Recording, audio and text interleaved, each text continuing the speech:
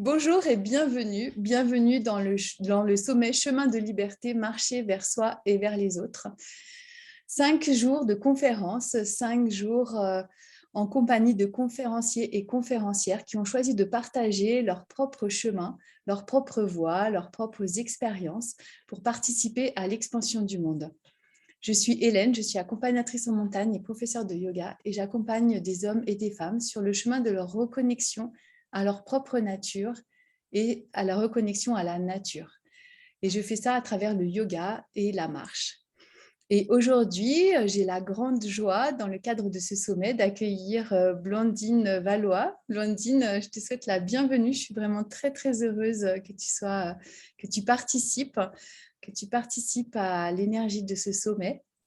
Et donc, Blandine, on s'est rencontrés justement dans un cercle de créatrices de sommets, euh, un cercle où on partage ce chemin ensemble.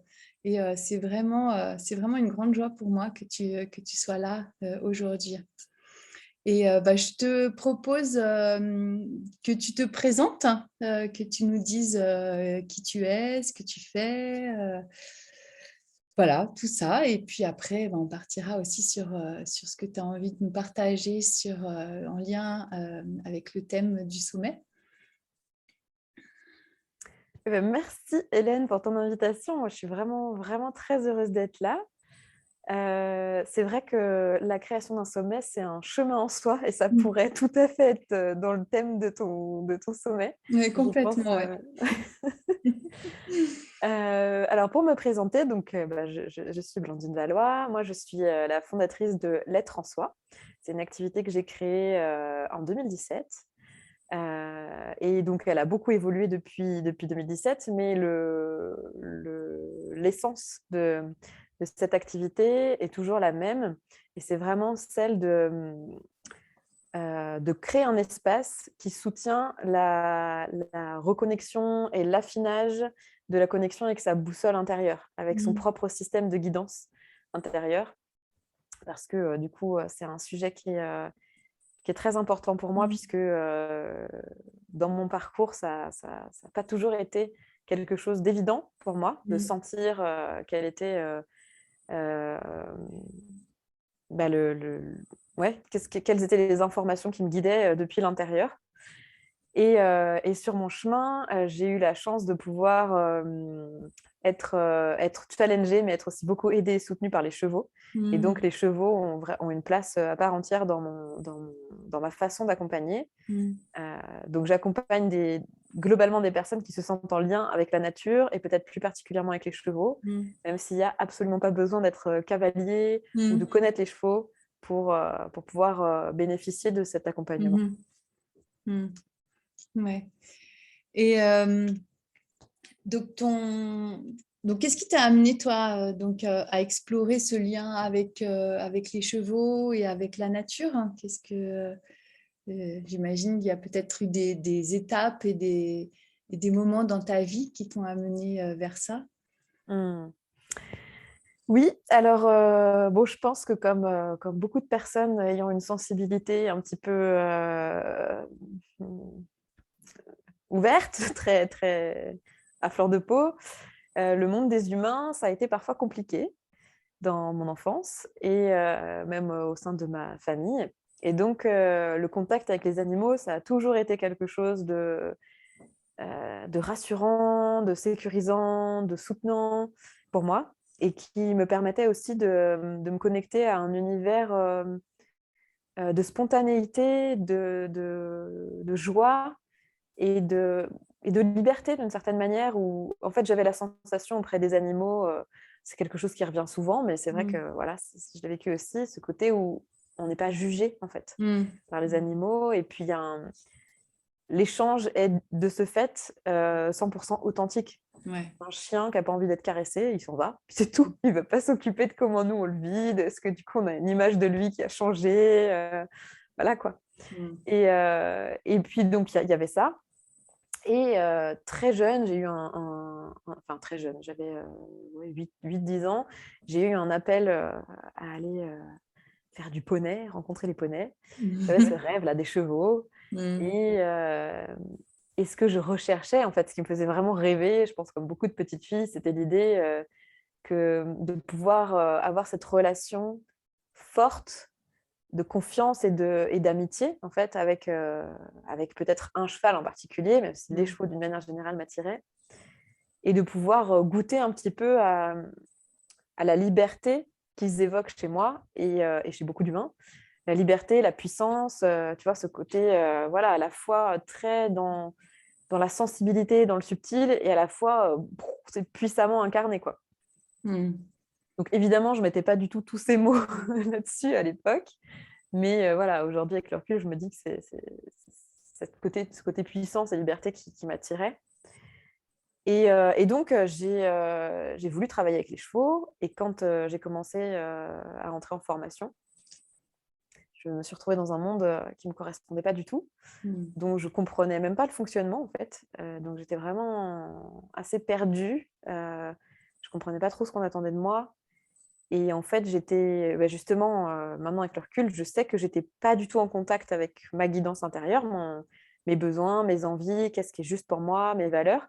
Et j'essayais Le monde équestre, c'est un monde où il y a beaucoup, beaucoup de conditionnements, beaucoup de lois implicites, entre guillemets, parce qu'en France, on a un héritage équestre qui est militaire et qui est très présent, en fait. C'est vraiment, on a une culture équestre en France, ce n'est pas le cas dans tous les pays, mais donc dans les centres équestres, il y a cet héritage-là, tu vois, avec tout cet univers de croyances qui va avec. Et du coup, on est assez loin de mes rêves de connexion alchimique avec les chevaux. Mais du coup, pendant toute une partie de ma vie, j'ai cru que c'était la seule façon de pouvoir être avec les chevaux. Et donc, j'ai fait en sorte de me conformer autant que possible à ce paradigme-là. Sauf que ça me demandait de me faire violence vraiment énormément, parce que je devais être, oui, vraiment violente et me brider ma sensibilité, brider mes vrais désirs, et faire semblant d'être quelqu'un que je n'étais pas, en fait.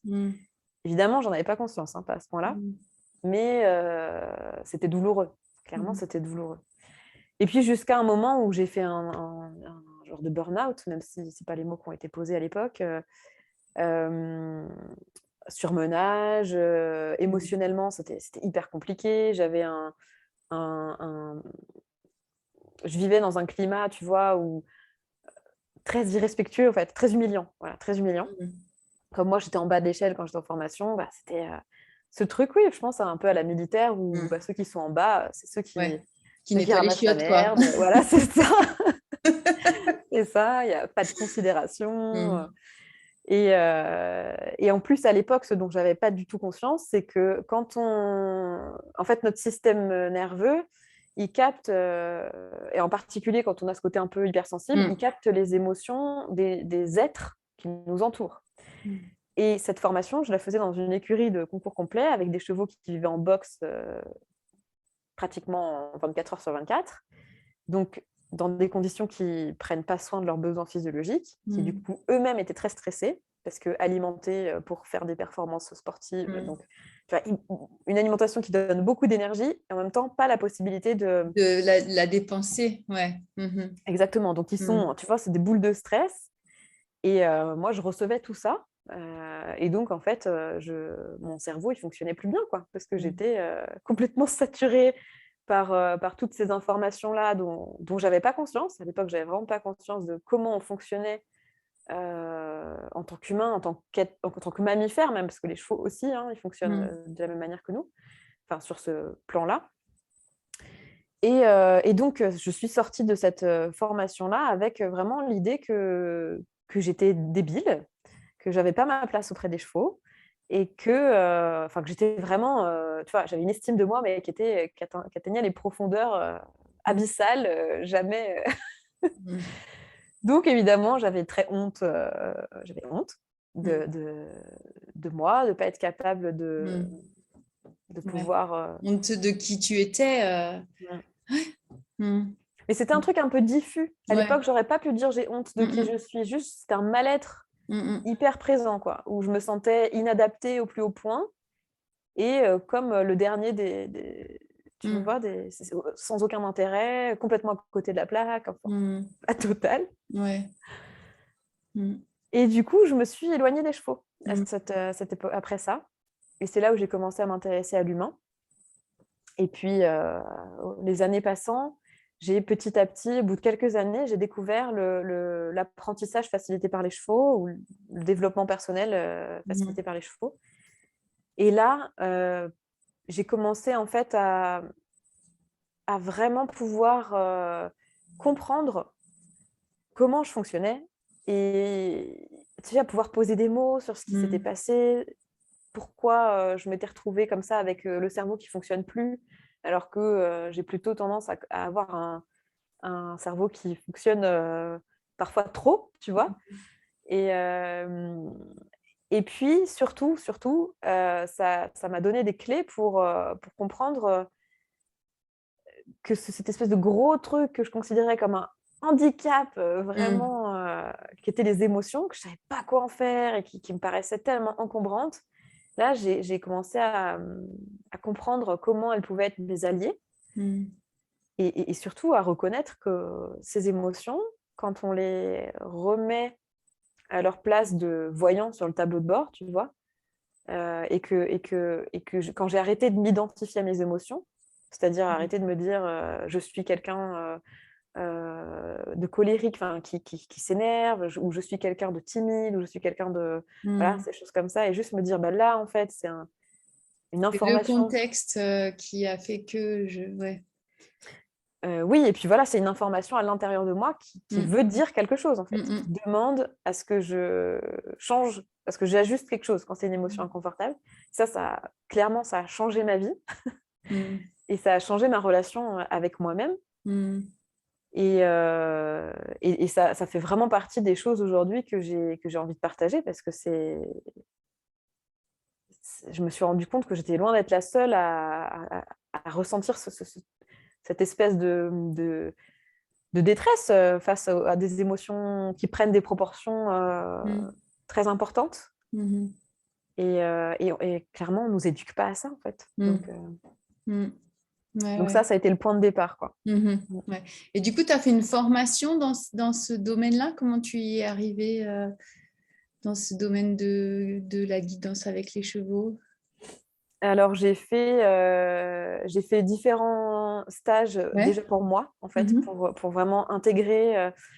J'ai fait des stages auprès de l'approche EponaQuest et Medicine Horseway en particulier, qui sont l'approche EponaQuest, c'est un peu l'approche pionnière de ce domaine-là, qui est né aux États-Unis, qui a été créé par Linda Koanoff et d'ailleurs qui a créé Ouais. Ça, c'est un jeu de cartes, mais elle a écrit pas mal de bouquins qui sont tous vraiment extrêmement riches d'enseignements et d'informations. Donc, ma première étape, ça a été déjà intégrer tout ça, vraiment le mettre en place dans ma vie, commencer à ressentir l'autonomie que ça pouvait m'apporter et la solidité intérieure à laquelle je commençais à accéder petit à petit. Et puis, la deuxième étape, oui, ça a été de commencer à vouloir partager ça. Et donc, voilà, j'ai fait plusieurs formations d'accompagnants, mais aussi dans le lien avec le cheval, en fait. Parce que moi, c'est vraiment quelque chose qui me passionne. Tu vois, quand je te dis j'avais ce rêve avec les chevaux, mon rêve, c'était pas de faire de l'équitation, c'est vraiment de vivre cette connexion, que l'équitation, ce soit la conséquence de ce lien, de cette communication fluide avec le cheval et profonde. Et donc ça, c'est aussi un domaine que je continue d'explorer, dans lequel je continue de me former. Comment mieux lire les chevaux, comment connecter avec eux à un niveau plus profond, qui crée de la confiance réciproque, vraiment. Et tout ça, ça amène sur des dimensions de... Moi, j'aime beaucoup parler de leadership intérieur parce que avant de pouvoir imaginer incarner le leader auprès d'autres êtres, que ce soit des humains ou des chevaux ou son chien ou peu importe, il y a vraiment un univers entier à l'intérieur de nous dans lequel on a vraiment la possibilité de muscler ce leadership-là avec les différentes parts de nous. en prenant conscience aussi de ce qui se joue, de quelle voix s'active et depuis quel endroit on se place quand on fait nos choix. Et ça, ce qui est vraiment fantastique avec les chevaux, c'est qu'ils nous le reflètent tout de suite, en fait. Ils ont cette sensibilité et cette absence de filtre mental qui fait qu'ils vont répondre à, pas seulement à notre intention, mais à l'énergie qu'on émane. Donc, parfois, avec une même intention, en fonction de là où on se place en nous, on n'amène pas les choses de la même manière. Et le cheval va nous refléter ça, en fait. Ouais, c'est intéressant. Et c'est marrant parce que tu dis, tu es arrivé près des chevaux par rapport à la joie d'être avec eux, à l'énergie de vie, la connexion, et tu t'es retrouvé à faire de l'équitation. Et du coup, là, tu retrouves en fait ce côté de joie, de connexion, de communication aussi. Et donc, le sommet, ça s'appelle Chemin de liberté. Et j'avais un peu envie de te demander, toi, quelle était ta vision de la liberté, parce que tu en as pas mal parlé déjà depuis le début de notre entretien. Donc, c'est quelque chose qui est important pour toi. Oui, c'est vraiment quelque chose qui est important pour moi et c'est vraiment pour moi une médecine presque qui est incarnée par les chevaux, dans le sens où aujourd'hui, ma vision de la liberté, peut-être demain ce sera différent, mais aujourd'hui ma vision de la liberté, c'est vraiment justement cette connexion qu'on a avec notre vérité intérieure du moment. Tu vois, de pouvoir sentir qu'est-ce qui est vrai pour moi maintenant et de pouvoir s'autoriser à le vivre. Je vais pas dire sans avoir de conditionnement, parce que je pense que c'est utopique d'imaginer qu'on puisse dissoudre complètement nos conditionnements. Mais en tout cas, la liberté pour moi, c'est de pouvoir être suffisamment en lien avec cette vérité à l'intérieur de nous, cette vérité vivante à l'intérieur de nous, pour pouvoir choisir de la vivre elle, même avec nos conditionnements, en fait. En remettant nos conditionnements. Quand je parle de conditionnement, tu sais, c'est toutes nos croyances, tout ce que je crois possible, pas possible, ce que je crois qui va me faire paraître une bonne personne ou pas, toutes ces choses-là. Ou cette envie de paraître une bonne personne. Voilà, c'est ça. Parce qu'on peut entendre qu'il y a cette voix en nous qui dit oh, mais pour être une bonne personne, il faut donner de son temps, par exemple. Et à l'intérieur de moi, là, tout de suite, ça va être ma vérité. Tu vois, ma guidance, elle va me dire ah ouais, mais là, j'ai juste besoin d'une heure de silence dans la nature. J'ai besoin d'un moment juste pour moi. Et en fait, je suis pas obligée de mettre des gros coups de pied dans la tronche de la part de moi qui dit pour être une bonne personne, il faut être généreux. Je peux juste lui parler gentiment et lui dire que je l'entends. Et que là, je fais le choix avec elle, en la gardant dans l'équipe, de prendre ce temps pour moi, en fait. Et tu vois, ça, c'est une des sagesses aussi qui me touche beaucoup chez les chevaux, c'est qu'ils vivent en troupeau. Ils ont, et ça fait partie de la liberté pour moi, ils ont besoin d'être ensemble pour survivre, en fait. Si les chevaux sont toujours sur Terre aujourd'hui, au bout de 50 000 ans d'évolution, c'est parce qu'ils vivent en communauté et que l'union fait la force chez eux, enfin la force en tout cas de vie, et qu'il y a du coup une vraie sagesse d'intelligence sociale, relationnelle et émotionnelle dans un troupeau de chevaux. Et ça ne veut pas dire que tout le monde est tout le temps d'accord, ça ne veut pas dire que tout le monde pense la même chose, ça ne veut pas dire que tout le monde a les mêmes préférences, mais simplement, tout le monde est capable d'être vraiment lui-même au sein d'un groupe. Et ça, pour moi, ça fait vraiment partie de la liberté aussi, de se dire je peux être moi, et être moi, ça ne me sépare pas des autres.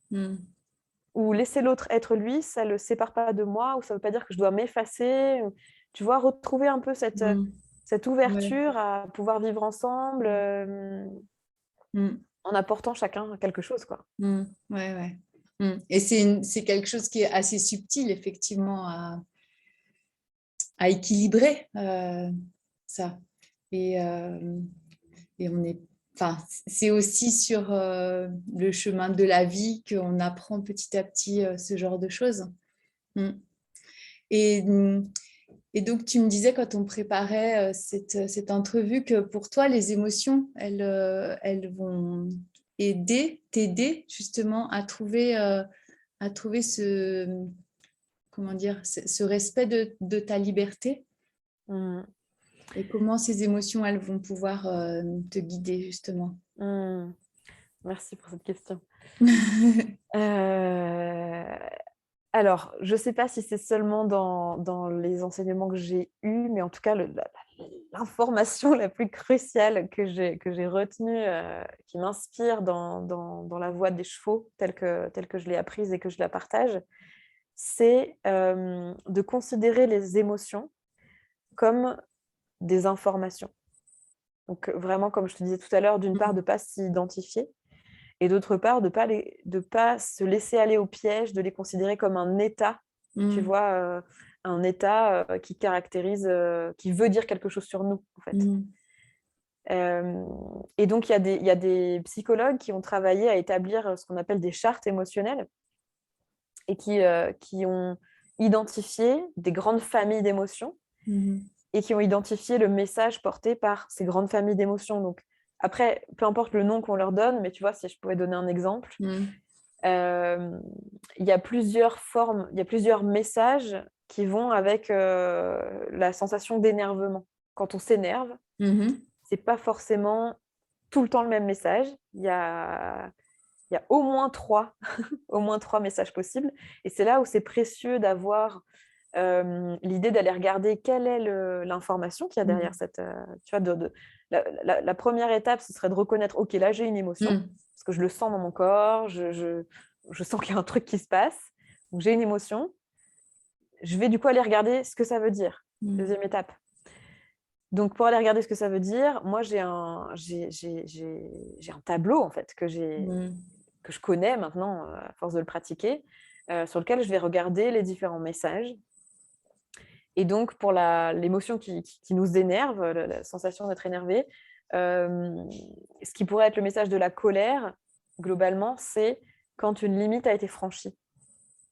Tu vois, si quelqu'un, je vais donner l'exemple tout bête pour les citadins, quand on est dans le métro ou dans les espaces où on est tout près les uns des autres, donc c'est vraiment facile à comprendre. Quand quelqu'un nous bouscule, il y a une émotion qui va monter, ou nous marche sous le pied, ou est trop proche, ou nous colle son aisselle sous le nez parce qu'il est accroché au truc. Voilà. Et là, on va avoir une sensation dans notre corps, on va se sentir un peu énervé. Et en fait, c'est tout simplement le voyant sur notre tableau de bord qui s'affiche, qui nous demande, en fait, qui nous informe qu'une limite de notre espace physique a été franchie, que l'autre personne est trop près, vraiment, ou en tout cas qu'elle a fait une forme d'intrusion, quelque chose qui est vécu comme une intrusion dans notre espace. Et la 3e étape du processus des émotions, c'est d'identifier quelle est l'action que me demande cette émotion, en fait. Parce qu'une émotion, ça a aussi vraiment beaucoup aidé ma compréhension, c'est qu'une émotion, c'est pas juste un truc qui est là comme ça, pour faire joli, tu vois? Ouais. Ça nous demande, de la même manière que le témoin d'essence sur notre voiture, quand il s'affiche, c'est pas juste pour nous dire: «Attention, tu as bientôt plus d'essence», c'est pour nous dire: «Bah, si tu veux continuer à rouler, il faut que tu remettes du carburant». Et donc là, voilà, la colère, avec son message de «une limite a été franchie», elle me demande de restaurer la limite, en fait. Et donc, selon le contexte, voilà, je peux établir ma stratégie pour restaurer sa limite. Et la dernière étape, toute simple, qui nous permet de voir qu'on a bien cerné quelle était l'information, quel était le message, et voir si on a posé la bonne action, c'est de constater naturellement que l'émotion est partie. Ça, pour moi, ça a été une révélation, de me dire: «Je ne suis pas prisonnière de mes émotions, je ne suis pas, Ouais. comment dire? Condamnée, voilà, à avoir tout le Ouais. temps des émotions très fortes». Et si je me connecte à l'information, tu vois, je me place à un endroit un peu plus en hauteur, je prends du recul par rapport à cette émotion et j'ai à l'esprit que c'est juste une info et que ça me demande quelque chose, et ben, ça me permet de me diriger dans ma vie, donc de faire preuve de leadership envers moi-même. Et une fois que j'ai mené l'action que mon système de guidance me demande, en fait, derrière ça, je retourne au calme naturellement, et je peux du coup être disponible pour, des moments de joie, de créativité, de partage, tout simplement, quoi. Parce que ce qui est important à savoir aussi, c'est qu'une émotion, tant qu'on n'a pas le témoin d'essence, tant qu'on n'a pas remis d'essence, il ne s'éteint pas, hein. Donc on peut avoir l'impression que ça redescend, mais c'est toujours là en arrière-plan, quoi. Et du coup, par rapport aux émotions qui nous énervent, la deuxième grande émotion qui nous énerve et qu'on peut confondre, mais qui n'a pas du tout le même message, c'est la frustration. La frustration, ça nous informe juste que ce qu'on fait, de la manière dont on le fait, en tout cas, c'est pas efficace. On n'obtient pas le résultat qu'on veut, quoi. Et du coup, dans ces cas-là, l'action à mener, c'est tout simplement de voir comment on pourrait faire différemment, en fait. Ouais. Et donc ça, en fait, je connais pas c'est un tableau que tu t'es fait pour toi ou c'est un tableau qui est général pour tout le monde? Ouais. Et après, j'imagine qu'on a chacun des petites subtilités de lecture quand même de nos propres émotions. En fait, ce tableau-là, c'est pas quelque chose qui va... Encore une fois, c'est pas l'idée d'enfermer les gens dans quelque chose de tout le temps pareil. Parce qu'évidemment, comme tu dis, on va avoir, par exemple, moi, la colère, elle va peut-être se manifester d'une manière un peu différente de chez toi. Ce qui va déclencher la colère, ça peut être ma tolérance à cette histoire de limite, elle va peut-être être différente de chez les autres, tu vois. Mais en fait, si tu veux, plutôt que... C'est pour ça que j'aime bien parler de messages émotionnels, c'est des messages émotionnels universels qui ont été identifiés. Et moi, j'observe que ces messages émotionnels, ils sont valables aussi chez les chevaux. Tu vois, ils vont avoir des témoins qui s'allument sur leur tableau de bord pour signifier les mêmes choses. Quelqu'un est rentré dans mon espace, j'arrive pas à obtenir le résultat que je veux, je suis en danger. Voilà, toutes ces choses qui existent chez les humains existent aussi, je pense, chez la plupart des... Alors, chez les autres, chez les mammifères en tout cas. Chez les autres, je ne sais pas, mais chiens, chevaux, voilà, ça je maîtrise un petit peu et je sais qu'ils ont ces mêmes messages, quoi, tu vois. D'accord. Et du coup, donc ces émotions, une fois qu'on les a perçues, reconnues, donc le fait de poser l'action juste à la suite de cette émotion, quand on en a pris conscience, pour toi, ça amène vers notre liberté, en fait, parce que c'était de là qu'on était parti. Ouais, c'est ça. Ouais, merci de ramener. Et oui, ça amène vers notre liberté pour moi dans la mesure où comme quelque part, je reprends le pouvoir conscient sur mon propre fonctionnement, en fait. Tu vois, tout à l'heure, je te disais, on ne nous a pas éduqués aux émotions, et pourtant, c'est quelque chose qu'on vit tous les jours. On a tous des émotions tous les jours. Et la plupart d'entre nous ne sait pas à quoi elles servent et ne comprend pas à quel point... en fait, c'est des outils. C'est comme tous les outils. Quand on ne sait pas s'en servir, ça peut devenir dangereux. J'aime bien donner l'exemple du scalpel. Si tu es un chirurgien, que tu as appris à te servir d'un scalpel, tu peux faire des miracles, tu peux faire des choses formidables avec un scalpel. Tu mets le scalpel dans les mains de quelqu'un qui ne sait pas du tout s'en servir et il peut se blesser, quoi. Tu vois, et les émotions, c'est un outil dont on est équipé dès le départ. Et en fait, pour moi, le fait de prendre conscience de comment ça fonctionne et de lui redonner sa place d'outil, au lieu de croire que... au lieu de les subir, ouais, au lieu de les subir, puis au lieu de penser qu'elles nous définissent. Tu vois, parce qu'il y a ce truc, moi j'ai été longtemps très en colère, et du coup, comme je pensais que ça définissait qui j'étais, j'ai beaucoup culpabilisé de ça. Je pensais que voilà, ça faisait de moi quelqu'un de pas bien, quoi, d'une certaine manière.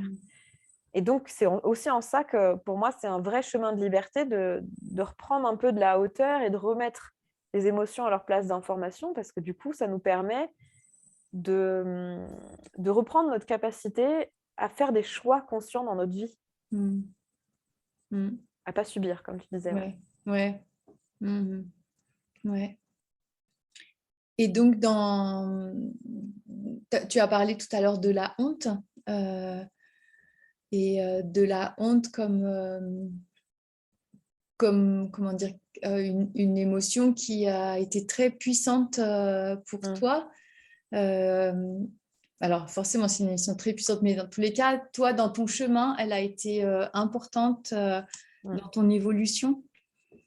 Ouais.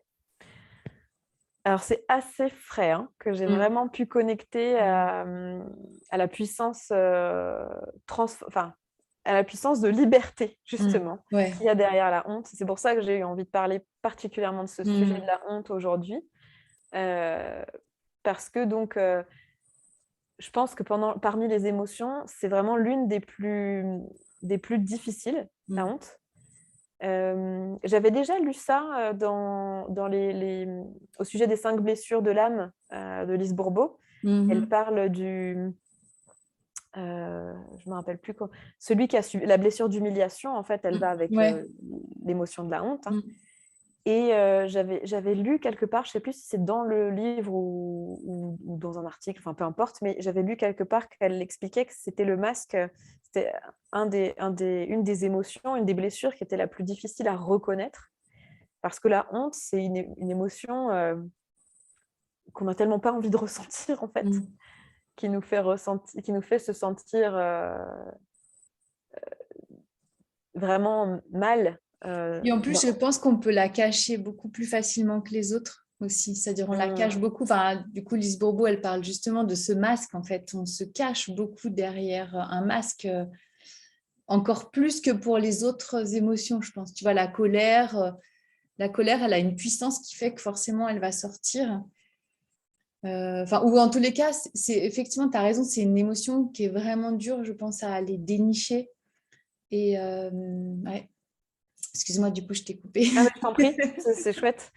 Oui, c'est ça. Je pense qu'en fait, on met beaucoup d'énergie à ne pas la ressentir, la honte. Et donc, on ne se rend pas compte forcément qu'elle est là, parce qu'on ne veut surtout pas se rendre compte qu'elle est là, en fait, je crois, entre Je soi et pense soi. aussi qu'il y a le travail de l'ego qui doit vraiment beaucoup travailler, justement, pour cacher ça, pour que cette honte ne jaillisse pas au grand jour et qu'elle reste vraiment à l'intérieur. Il se protège, enfin, il nous protège de ça. Donc, en général, je pense que on est d'accord là-dessus. Ouais. Plus il y a des couches de protection balèzes, plus le cadeau derrière, il est balèze aussi. Et donc, pour ma part, j'ai un héritage même familial avec la honte, en fait. Ma grand-mère maternelle, avec laquelle je suis très reliée en psychogénéalogie, héritage de toutes sortes, elle a déjà un vécu très connecté à la honte, avec beaucoup d'humiliation dans sa vie depuis son plus jeune âge. Donc, il y a un peu quelque chose... c'est un peu une ambiance aussi dans laquelle j'ai grandi, cette ambiance de honte, donc qui s'est transmise forcément même avant les expériences que j'ai pu vivre. Moi, je suis partie sur une base de honte. Par défaut, tu as honte. Tu vois. Et donc, mais, comme on disait, en fait, j'ai déployé beaucoup d'énergie pour ne pas m'en rendre compte, pour ne pas la montrer, pour essayer de pas ressentir ça. Mais sauf que c'est ce qui m'a amenée à me couper de moi. Et parce que du coup, avec la honte, j'avais vraiment développé cette conviction qu'à l'intérieur de moi, c'était pas un endroit dans lequel il fallait aller. Surtout pas. C'était pas adapté, c'était pas bon, c'était pas correct, c'était pas... Voilà. Mais ça, c'était pas conscient. C'était juste comme si c'était une injonction intérieure mais vraiment de l'ordre de la survie, quoi. Il fallait surtout pas, c'était un endroit dangereux, voilà. Me tourner vers mon intérieur, c'était dangereux et ça allait m'amener les pires risques dans ma vie.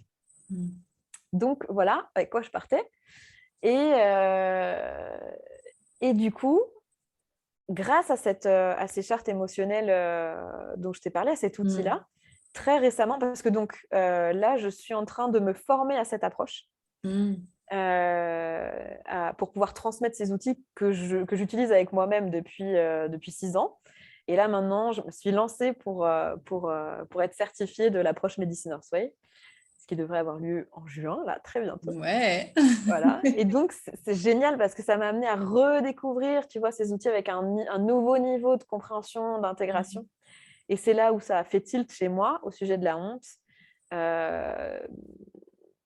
que le message de la honte, en fait, il se met en parallèle avec celui de la culpabilité. Et c'est deux émotions qu'on confond très souvent par rapport à leur message. Hein. Et donc, le message de la culpabilité, il est assez évident, on le connaît. C'est notre voyant qui nous dit ce que j'ai fait, ou ce que j'ai pensé, ou ce que j'ai dit, ou ce que j'ai prévu de faire, n'est pas en accord avec mes valeurs, avec mon idéal, avec voilà, ma vision, quoi. Et là, du coup, l'action que ça nous invite à mener, ça va être de réajuster le tir, entre guillemets, pour se remettre en accord avec notre système de valeurs à nous. Et donc, c'est une émotion qui est quand même très importante parce que ça aussi, ça amène à une liberté, d'une certaine manière, de se sentir vraiment cohérent avec soi. En tout cas, ça amène à de la paix, de se sentir vraiment... pour moi, c'est ça qu'on appelle l'alignement, quelque part, voilà, se sentir en cohérence. Et la honte, c'est le voyant qui nous informe que ce que je suis, ou ce que je fais, ou voilà, mes choix, ne sont pas en accord.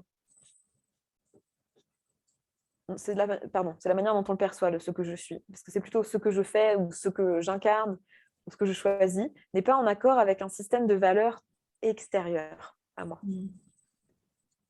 Et là, tu vois, dit comme ça, voilà, ça pourrait sembler, oui, en fait, je me sens jugée, donc effectivement, je ne suis pas en accord avec un système de valeurs de quelqu'un d'autre, tu vois.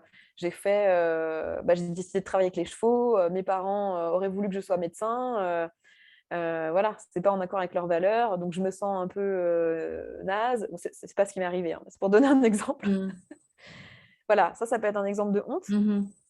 Mais à partir du moment où je prends conscience de ça, moi, où j'ai pris conscience de ça, ben alors là, il y a une petite porte qui s'ouvre dans ma tête et qui remet les choses en perspective et qui me permet de me demander, ok, c'est pas en accord avec le système de valeurs de mon pays ou de ma famille ou de mon conjoint.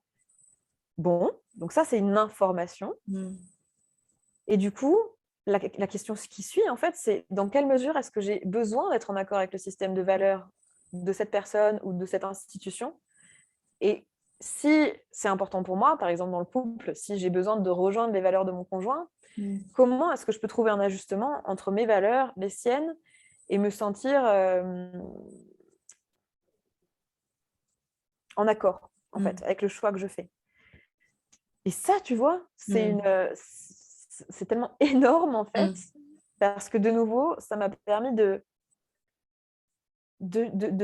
sortir de mes lunettes de « je subis ma honte », de prendre de la hauteur, de comprendre qu'il y a plein de moments de ma vie ou plein de choix que je fais qui me font me sentir en décalage avec un système de valeurs qui n'est pas le mien. Mais en regardant ça, je me dis, mais ce système de valeurs qui n'est pas le mien, ben, je n'ai pas du tout envie de l'adopter. Donc, est-ce que ça me dérange vraiment d'être décalée par rapport à ce système de valeurs-là? Ben, en fait, non. Ou les endroits où ça me dérange, je vais du coup travailler à chercher ce pont. Comment je peux rejoindre mes valeurs et cet autre système-là. Et c'est là où c'est de nouveau, c'est un chemin de liberté qui s'ouvre, qui est incroyable parce que ça veut dire que la honte, tu sais, je ressens ça vraiment comme un truc qui nous réduit. Qui nous réduit justement dans les choix qu'on fait parce qu'on va les faire par pression ou pour éviter de ressentir, de se sentir pas à la hauteur, pas aimé, etc. Et en fait, vraiment, cette prise de conscience que ça m'informe juste que mon choix là, il n'est pas cohérent avec les valeurs de quelqu'un d'autre, ben ça rouvre, quoi. Ça rouvre. Donc, voilà. Ouais, et ça t'amène vers la liberté d'être toi-même, complètement. Ouais. C'est hyper puissant, en fait. Hein. C'est impressionnant. Ouais. Vraiment, c'est drôle. Hein. Ça me fait vraiment énormément écho avec mon parcours aussi. Avec mon parcours professionnel, c'est marrant parce que ça se ressemble un petit peu, tu vois, nos deux parcours par rapport à ça, justement. Tu arrives pour une raison et tu te retrouves dans un milieu qui ne te correspond pas finalement. Et tu essaies de te conformer à à ses attentes, à ses valeurs qui ne sont pas les tiennes et qui font que tu te perds quoi, là-dedans, effectivement. Ouais. Ouais, ouais. Ouais, c'est vraiment hyper intéressant. Et, et du coup, donc là, tu nous as dit que tu allais bientôt être certifiée. Donc toi, dans tes projets professionnels ou dans ta profession aujourd'hui, enfin dans ce que tu fais comme travail aujourd'hui, comment tu intègres déjà ou comment tu penses intégrer à la fois, enfin elle est un peu à deux volets ma question, à la fois ce tableau émotionnel, hein, de lecture émotionnelle, et à la fois les chevaux. Alors, en fait, j'ai du mal à dissocier les deux parce que Ouais. comme cette manière de présenter les choses, là, je n'ai pas parlé des chevaux vraiment directement, mais c'est exactement comme ça que les chevaux fonctionnent. Eux, ils ne passent pas par la case réflexion par rapport à leurs émotions. Ils sont vraiment très en lien avec leurs sensations. Et chaque émotion, en fait, va s'exprimer par des sensations dans notre corps. On va sentir quand on est joyeux, on va sentir quand on est triste, on va sentir quand on est en colère, on va sentir quand on a honte, tout en train de se refermer là. Et donc, les chevaux, ils n'ont pas besoin, eux, d'aller chercher dans le tableau, OK, c'est quelle question, etc. Donc, ils le Je suis vivent. dans le numéro 2 à Mais c'est petit ça. A. Alors, ça veut dire qu'il faut que je remette ma limite. Comment je vais faire? Non, en Que fait, je dise à Lucette que non, elle est beaucoup trop proche de moi là. c'est ça.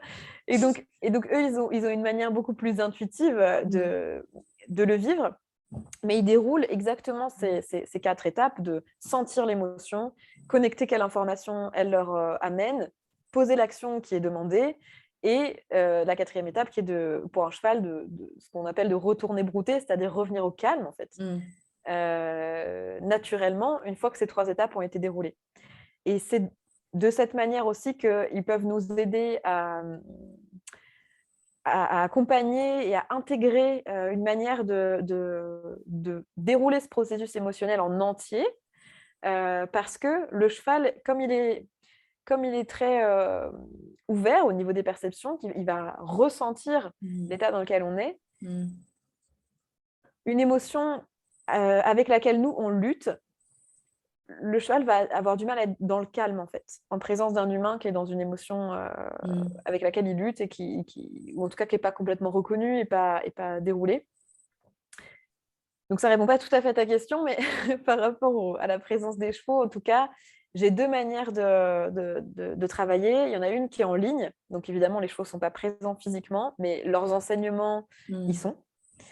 Et une manière en présentiel où j'accueille en fait des séjours qui permettent d'aller expérimenter ces outils à la fois de connaissance de soi et surtout de pouvoir développer ses compétences, améliorer pour moi, ce qui me tient le plus à cœur, c'est vraiment améliorer sa confiance dans ce système de guidance qui nous est propre à chacun. Donc, il y a les outils que moi, je partage, mais c'est surtout en proposant des expériences, en fait, qui vont permettre de se mettre en situation, tu vois, de pouvoir ressentir et de pouvoir faire le choix d'écouter ce qui se passe à l'intérieur de nous.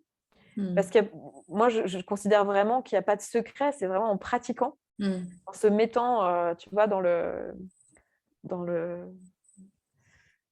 mouvement, quoi, dans l'expérience, sur le terrain, voilà, qu'on peut changer nos structures intérieures. Et je trouve que les chevaux sont hyper puissants pour ça, parce que comme je te le disais tout à l'heure, ils offrent un feedback en direct, en fait, de ce qui se passe pour nous. Donc ça, c'est la partie un peu théorique du processus, mais en plus, il y a quelque chose dont j'ai pas du tout percé le voile encore, et c'est d'ailleurs le sujet de mon sommet, l'appel des chevaux. Il y a quelque chose, tu vois, dans la connexion entre les chevaux et les humains. Il y a une forme de partenariat. Donc les humains ont fait la guerre avec les chevaux ont labouré les champs des humains. Enfin voilà, il y a une histoire commune qui est quand même très forte et qui, je pense, a une dimension vraiment subtile aussi, qui ne peut pas s'expliquer avec les mots. Mais il y a quelque chose qui se produit quand un humain et un cheval sont en contact l'un de l'autre, avec cette intention de se connecter, de s'écouter, d'être présent. Et d'être simplement dans cette forme d'authenticité pure, qui est pour moi l'essence de la liberté, hein, d'être juste qui on est là dans l'instant. Et ça, avec les chevaux, ça se passe vraiment de mots. C'est une expérience voilà, qui se passe dans le cœur, dans le corps, et qui permet justement de venir faire descendre en fait toutes ces idées qui peuvent paraître un peu théoriques comme ça, de les faire descendre dans le corps, dans le vécu, et de pouvoir repartir avec pas juste des jolis plans pour l'avenir, tu vois, vraiment quelque chose de solide à l'intérieur de soi, sur lequel on va pouvoir s'appuyer après dans le quotidien. Parce que moi, j'ai vraiment à cœur que ce soit des expériences qui puissent avoir un impact sur du long terme. Je suis pas là pour faire du spectaculaire, tu vois, un truc, c'était génial, ça m'en a mis plein la vue. Alors c'est super si ça le fait en plus, tu vois, voilà, super, il y a le feu d'artifice. Mais mon intention, c'est vraiment de pouvoir offrir un espace qui, avec beaucoup de douceur et beaucoup comment dire, de tact, et à la fois beaucoup de vérité, va aider à se mettre en lien avec ce qui est vraiment là pour nous, quoi. Chacun avec sa sagesse, en fait. Donc voilà, c'est possible en présentiel avec les chevaux, et c'est aussi ce que je propose dans un accompagnement, donc, comme je te disais, en ligne, qui est accessible sur 3 mois, 6 mois ou 1 an, que j'ai appelé le cercle des pionnières alchimistes, parce que pour moi, c'est vraiment les outils, tu vois, dans ce cercle, on partage vraiment à la fois le côté outil et à la fois le côté, c'est sur du suffisamment long terme pour qu'il y ait cette intégration, cette imprégnation, cette appropriation par chacune. Et pourquoi alchimiste? Parce que ça va permettre de venir enlever, en tout cas traverser les couches de conditionnement qui nous empêchent d'être libres, en fait, pour pouvoir se placer à un endroit qui est libre en nous et qui peut faire des choix au service de notre essence et de ce qu'on a envie d'incarner ici sur Terre, quoi. Waouh. Ça donne hyper envie. Ouais, ça donne vraiment très, très envie. Et ouais, comment on peut en retrouver toutes ces infos par rapport à ce que tu proposes? Eh bien, comme je te disais tout à l'heure, je suis en train de préparer un document pour retrouver tout de façon concise au même endroit. Voilà, parce que mon site est en pleine transmutation lui aussi. Ouais. Donc, il n'y a pas encore toutes les infos dessus. Mais voilà. C'est un document qu'on pourra visualiser sur ton site ou qu'on peut visualiser sur les pages du sommet. Oui, sur la page du sommet, voilà, ce sera le plus simple, je pense. Ouais, parfait. Très bien, donc je mettrai le lien sur ta page. Super. Enfin, je mettrai. Ça sera le jour où ça sera diffusé, le lien sera là. Oui. Donc le lien est sur la page. Toujours ce décalage, voilà, le lien y est, voilà. Ouais. Et j'ai envie de te demander pour terminer, enfin moi que tu aies vraiment d'autres choses à dire, mais pour terminer, quelle est pour toi peut-être la chose la plus importante et la chose que tu as peut-être déjà dite, hein, mais que tu as vraiment envie de mettre en lumière et qui pour toi est la plus importante que tu as envie de transmettre? La plus importante que j'ai envie de transmettre, et ça me touche beaucoup. Attends, je me permets de faire un petit... Hop, regarde. J'ai du soutien. Enfin, du soutien, de la présence. Oui. La chose que j'ai envie de transmettre, qui vient vraiment du plus profond de mon cœur, c'est ce que je voudrais dire là, à chaque personne qui nous regarde, c'est qu'il y a un endroit à l'intérieur de chacun d'entre nous qui est qui est vrai, qui sait en fait. Et qu'à cet endroit-là, il n'y a pas de question. Il n'y a pas de doute, il y a un endroit en nous qui est la vérité pure, entre guillemets, tu vois, si je pouvais dire ça.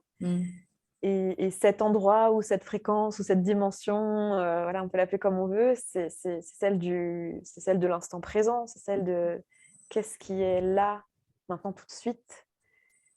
Et ça, ce serait la réponse à comment y accéder, mais vraiment, tu vois, s'il y a quelque chose que j'aurais aimé qu'on me dise quand j'étais dans toute cette époque où je me coupais de moi parce que je pensais qu'à l'intérieur de moi, c'était pas que l'extérieur était plus à même de définir la réalité et la vérité que moi, j'aurais aimé qu'on me dise, mais non, Blandine, la vérité telle que toi, tu as besoin de la vivre, elle est à l'intérieur de toi. Et personne ne peut remettre en question ta vérité. Ouais, super beau. C'est hyper émouvant. Ouais, merci. Vraiment, merci beaucoup pour ce message. Ah, super. Je suis toute émue. Moi aussi. Merci Hélène. Et ben vraiment, vraiment un grand merci Blandine pour tous ces partages qui sont vraiment très enrichissants. Et donc toi, tu vas aussi faire un sommet à la suite, donc qui aura lieu au mois de mai. La deuxième du 15 au 19 mai. Voilà, ouais. D'accord. Et il s'appelle donc l'appel des chevaux. Et justement, c'est pour moi très émouvant justement d'ouvrir cet espace pour d'autres partages, pour des partages qui ouvrent les horizons de la relation entre les humains et les chevaux à des dimensions plus subtiles ou plus authentiques ou plus spontanées que juste l'héritage équestre militaire. Et qui s'adresse, encore une fois, à toutes les personnes qui se sentent une affinité avec les chevaux, que ce soit juste parce qu'ils les trouvent beaux, ou parce qu'enfant, ils rêvaient d'un poney, ou parce que ce sont des passionnés qui vivent avec les chevaux, ou des personnes en recherche d'un